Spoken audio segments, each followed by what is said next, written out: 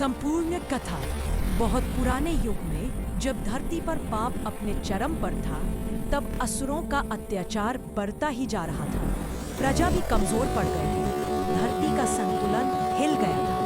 असुर रक्त बीज का डर, असुर रक्त बीज का आतंक सबसे ज्यादा भयानक था। उसका वर था कि उसके शरीर से एक बूंद भी खून टपकी तो उस बूंद से एक नया रक्त बीज जन्म ले ले। इसलिए देवता चाहे जितना भी उस पर प्रहार करते, वो और ज्यादा बढ़ता ही जाता।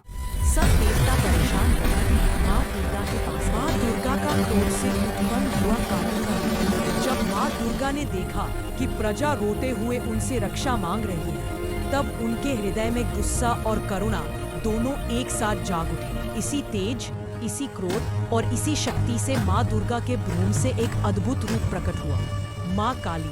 वो कला रूप, बिखरे हुए घने केस, लाल झिलमिलती आंखें, हाथों में खड्ग और कपाला, जीभ बाहर निकली हुई। ये था शक्ति का सबसे तीव्र रूप। स्वामी माँ काली का तांडव पर यह युद्ध इतना भयानक था कि माँ काली का क्रोध शांत नहीं हुआ। उनका तांडव चलता ही रहा। धरती हिलने लगी, पहाड़ टूटने लगे, समुद्र उथल पुथल करने लगा। देवता घबरा गए। माँ का क्रोध नहीं रुका तो सृष्टि विनाश हो जाएगी। उन्होंने शिवजी को पुकारा और शिव शक्ति का मिलान। शिवजी आए और माँ काली के रास्ते में शांत भाव से लेट गए। अपने प्रिया को देखकर माँ काली का क्रोध शांत हो गया। उनकी जीभ बाहर आ गई। यह विनम्रता का प्रतीक था। इसी पल से माँ काली का शांत रूप महाकाली पूजा जाने लगा।